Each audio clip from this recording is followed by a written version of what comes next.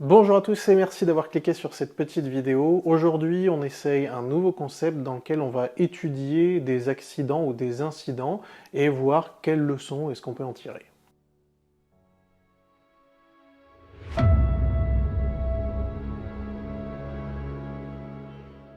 Aujourd'hui, on va parler d'un incident qui a eu lieu le 24 septembre 1994 à Orly sur un Airbus A310 de la compagnie Tarom qui a perdu le contrôle en finale en approche sur la piste 26 à Orly. Je vous laisse regarder les images, on en discute juste après. Par contre, je vous préviens, la vidéo date de 94, donc niveau résolution, c'est pas fou.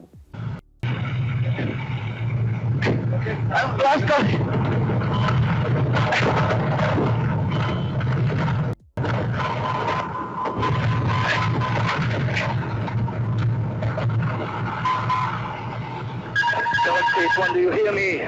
Ow! Do you hear me? Sure. Liberté 871, il va y avoir un crash. Wind 200 degrees, 10 knots.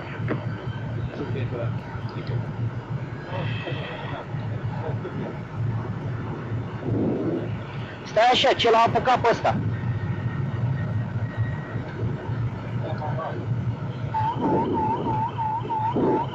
Pune un vitez aici. Băi, ăsta ratează, bă! I'm on 744, this on 3000 feet on 101. Băi! 3101, băi!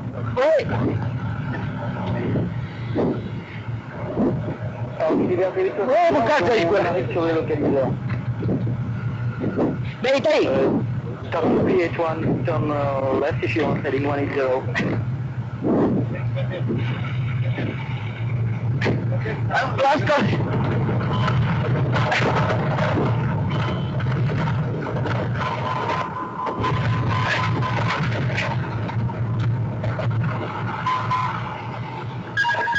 One, do you hear me? Ow! Do you hear me? Sure. Liberté 871, il va y avoir un crash. Doamnelor și domnilor, vă rugăm să vă păstrați calmul și să vă mențineți centurile de siguranță cuplate. Mulțumesc! Ladies and gentlemen, you are kindly requested to remain calm and keep your seatbelts fastened. Thank you. Bon, vu comme ça, et en plus avec les communications radio, on va pas se mentir, ça fait un petit peu froid dans le dos. Mais concrètement, qu'est-ce qu'on vient de voir ? On a un avion qui est en finale pour la piste 26 à Orly, qui se met soudainement à cabrer, qui décroche, qui se retrouve ensuite dans un piquet, et l'équipage qui arrive finalement à récupérer l'avion à très basse hauteur. Comme vous le savez, un accident ou un incident, c'est jamais un seul facteur, c'est une somme de facteurs qui va rentrer en ligne de compte et qui va mener à l'incident en question. Donc on va étudier un petit peu les différents facteurs qui sont rentrés en ligne de compte dans cet incident en particulier.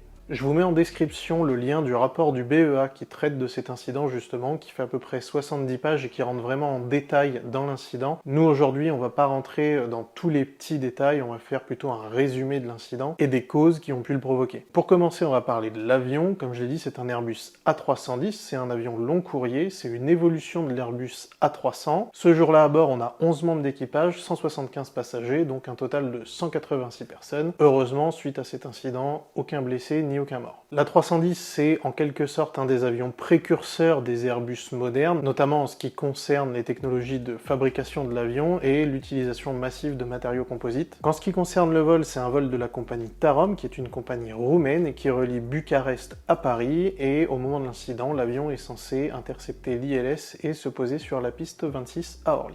En ce qui concerne la météo, elle est plutôt bonne, on a un vent du 190 degrés pour 12 nœuds, une visibilité supérieure à 10 km, quelques nuages à 2400 pieds et une température de 21 degrés. Donc rien de particulièrement préoccupant ou dangereux en ce qui concerne la météo. L'avion est en croisière au niveau 350 et il va débuter sa descente vers 10h30 sur demande du contrôle. Il va libérer le niveau 150 à environ 40 nautiques du terrain et à ce moment-là, le contrôle va lui demander d'accélérer le taux de descente pour être au niveau 60 dans les 2 minutes. À 10h37, l'équipage contacte le contrôle d'approche d'Orly qui va le prendre en guidage radar pour l'amener sur l'ILS de la 26. À 10h38, l'avion passe 6600 pieds en descente avec une vitesse sol de 400 nœuds. et il est autorisé à poursuivre la descente vers 3000 pieds, c'est-à-dire l'altitude de début de procédure pour l'ILS 26. C'est à partir de ce moment-là que les choses vont commencer à s'enchaîner, l'équipage a la piste en vue, ça on le sait grâce à l'écoute de l'enregistreur de vol, et le commandant de bord décide de faire l'approche et l'atterrissage en automatique. Au bout de quelques secondes, il se rend compte que le pilote automatique ne capture pas le plan de descente de l'ILS et décide donc de déconnecter les pilotes automatiques, mais garde l'automanette sur on. En passant 1700 pieds en descente et avec une vitesse de 195 nœuds, le commandant de bord va demander à son first officer de passer les volets sur la position 20 degrés. Pour info, 195 nœuds, c'est justement la vitesse limite maximale pour cette configuration de volet. Au moment où la commande des volets est positionnée sur 20 degrés, l'automanette entre en action et commence à remettre les gaz, qui va créer un couple cabreur, faire monter le nez de l'avion, que l'équipage va essayer de contrer aux commandes en appliquant une action à piquer. À ce moment-là, toujours avec l'automanette sur on, le capitaine va mettre la main sur les manettes de gaz et les ramener en arrière vers la position ralentie. Au même moment, on a le plan horizontal réglable, c'est-à-dire le compensateur de profondeur de l'avion, qui va commencer à dérouler vers la position plein cabré. Et pendant que l'équipage est en train d'appliquer une action à piquer pour contrer justement ce changement d'assiette, on a le compensateur de profondeur qui arrive en butée de position cabrée et la commande de profondeur en elle-même contrôlée par le manche qui elle arrive en butée de déflexion à piquer. L'action cumulée du couple à cabrer provoqué par la mise en puissance des moteurs par l'automanette et le déroulement de trim à cabrer vont être trop importantes pour être contrées uniquement par le pilote avec le manche. À ce moment-là, on va se retrouver avec un avion qui va avoir une assiette à plus 60 degrés à cabrer, qui va avoir un point haut à 4100 pieds et une vitesse de 35 nœuds, au moment où il va décrocher, pour ensuite prendre une assiette à piquer de moins 33 degrés que l'équipage va récupérer au point bas à 800 pieds. Pour ceux d'entre vous qui regardent cette vidéo et qui ne sont pas familiers avec les altitudes utilisées par les avions, notamment en phase d'approche, pour vous donner un ordre d'idée, un avion léger en tour de piste, sur un tour de piste standard, il est à 1000 pieds. Un avion de ligne, quand ils font des approches à vue, donc des tours de piste à vue, sont généralement plutôt autour des 2000 pieds, principalement pour des raisons de nuisance sonore, mais également pour que l'avion ait suffisamment de place pour faire sa manœuvre et revenir s'aligner avec la piste. Donc là, clairement, il récupère l'avion très très bas. Comme je l'ai dit, heureusement, aucun blessé ni aucune victime à déplorer sur cet incident, et à l'issue du rattrapage du décrochage, quand l'équipage reprend le contrôle de l'avion, ils vont ensuite procéder pour un tour de piste à vue et revenir se poser sur la piste 26 à Orly, entre guillemets sans encombre. Donc la question c'est, qu'est-ce qui s'est passé et pourquoi l'avion s'est soudainement mis à cabrer comme ça? La première chose à savoir, c'est que sur un avion moderne, il y a ce qu'on appelle des protections du domaine de vol. Concrètement, ça veut dire que c'est le pilote automatique, ou en tout cas les automatismes de l'avion, qui empêcheront le pilote de mettre l'avion dans des positions dangereuses ou dans des configurations dangereuses, que ce soit en termes d'inclinaison, d'assiette ou de vitesse. En gros, si le pilote provoque des inputs trop importants à cabrer, à piquer ou en inclinaison, c'est l'avion qui va reprendre les commandes, ou en tout cas qui va limiter le débattement des commandes pour empêcher l'avion de sortir de son domaine de vol et rester dans une configuration sécuritaire. Encore une fois, l'A310, c'est un des précurseurs des avions modernes, mais ça reste un avion qui a été conçu dans les années 80, donc toutes ces protections qui aujourd'hui sont la norme, notamment chez Airbus, étaient un petit peu à leur période d'essai à l'époque. Le truc, c'est qu'un pilote automatique, il va avoir tendance à suivre les paramètres qu'on va lui imposer, les paramètres qu'on va lui donner, notamment via son tableau de commande, que ce soit en termes d'altitude de consigne, de vitesse, de cap, etc. Et l'automanette, elle va agir en fonction des ordres qu'elle va recevoir du pilote automatique afin de maintenir les performances ou la vitesse de l'avion.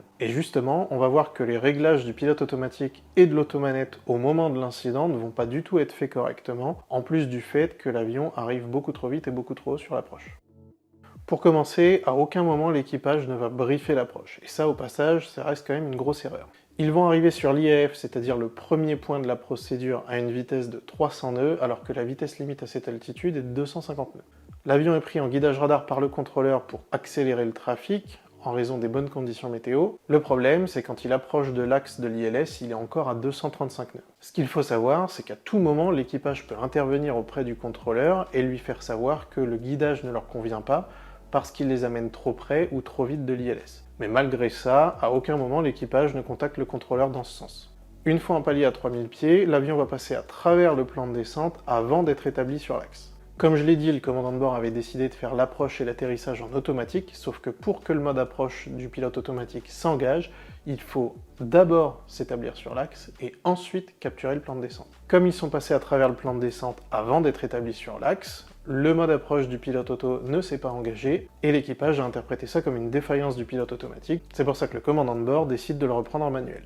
Ils s'alignent tant bien que mal avec l'axe de l'approche, mais ils sont encore à 210 nœuds, et surtout ils sont toujours au-dessus du plan. Donc une fois alignés et en descente, ils ont toujours une vitesse excessive. En passant 2750 pieds en descente, on a un signal altitude alerte qui est audible dans le cockpit, et à ce moment-là, le copilote va prendre la décision de régler l'altitude du pilote auto sur 4000 pieds, qui correspond à l'altitude à rejoindre en cas de remise de gaz. Et on va voir que ça va avoir une incidence sur la suite. Le fait de se retrouver trop et trop vite, et avec un taux de descente excessif pour essayer de rattraper le plan, à chaque changement de configuration, l'avion se retrouve à une vitesse proche de la vitesse maximale limite pour la configuration sélectionnée. Au moment où l'équipage choisit la configuration 20 degrés sur les volets, dès que la vitesse passe 195 nœuds, ce qui est la vitesse maximale pour cette configuration, on note une augmentation de la vitesse à 197 nœuds. Ce qui va donc enclencher la logique de protection en vitesse de l'avion, qui va automatiquement passer en mode climb, c'est-à-dire en montée, notamment à cause de l'altitude de 4000 pieds qui a été précétée par le copilote juste avant. Et c'est pour ça que l'automanette commence à remettre les gaz. Le problème, c'est que justement l'équipage ne se rend pas compte de ce changement de mode et pense que c'est une défaillance du pilote automatique. En plus de ça, l'étude de l'enregistreur de vol nous montre qu'il y a une action probablement involontaire de la part du pilote due soit à une confusion, soit à un mauvais positionnement de la main gauche sur les commandes, sur l'interrupteur du trim qui va justement engager cette course du trim à cabrer. Et c'est cette combinaison de facteurs qui va provoquer le cabré à plus 60 degrés.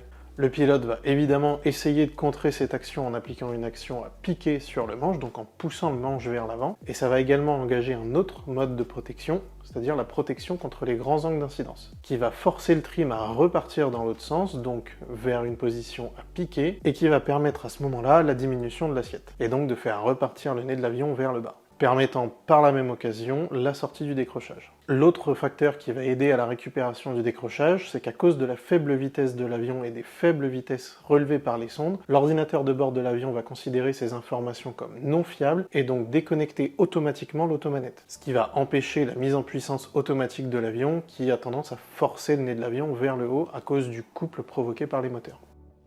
Suite à cet incident, on a plusieurs recommandations qui ont été faites par le BEA et par la DGAC aux utilisateurs de cet avion. Dans un premier temps, c'est de s'assurer de la bonne formation des équipages et de leur bonne compréhension des systèmes et des vitesses limites qui sont associées aux différents modes du pilote automatique. Et dans un second temps, demander à Airbus de modifier le système pour que les actions du pilote aient toujours la priorité sur le pilote automatique, ce qui n'était pas forcément le cas à ce moment-là, où on se retrouve avec un pilote et un pilote auto qui travaillent l'un contre l'autre. Et en plus de ça, il a été demandé à ce qu'une signalisation spécifique soit affichée sur les écrans lorsqu'un mode de protection est activé. Donc qu'est-ce qu'on peut tirer comme leçon de cet événement? Je l'ai souvent répété sur cette chaîne, mais un vol, ça se prépare. Donc ça se prépare au sol, mais une approche, l'arrivée sur un terrain, ça se prépare également en vol. Donc comme on l'a vu, à aucun moment l'équipage ne va briefer l'approche. Ce qui peut potentiellement expliquer le fait qu'ils ne se soient pas rendu compte que le guidage radar reçu par le contrôle allait les mettre en difficulté pour se positionner sur l'approche. Et donc qu'ils n'ont pas réagi pour en informer le contrôle.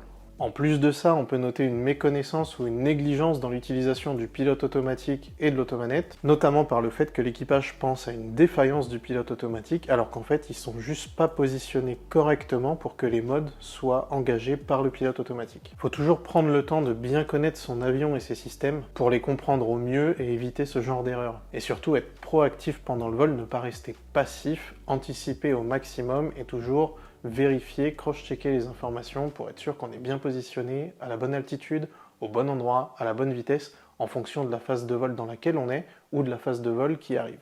Et bien évidemment, avant d'arriver sur un terrain ou de commencer une approche, on étudie la carte du terrain en question ou de l'approche, on la brief pour savoir à quoi s'attendre et savoir comment réagir en cas d'imprévu. Je vous invite à aller lire le rapport complet du BEA qui décrit en détail tous les paramètres de l'incident et notamment qui explique les différents modes de protection de l'A310. N'hésitez pas à me dire dans les commentaires ce que vous pensez de cet incident et de ce nouveau format. Comme d'habitude, si la vidéo vous a plu, n'hésitez pas à laisser un petit like. Pensez aussi à partager les vidéos, je sais que je le répète à chaque fois, mais ça nous aide énormément à donner de la visibilité à la chaîne. Et si c'est pas déjà fait, n'hésitez pas à vous abonner à cette chaîne. Et sur ce, moi je vous dis à la prochaine.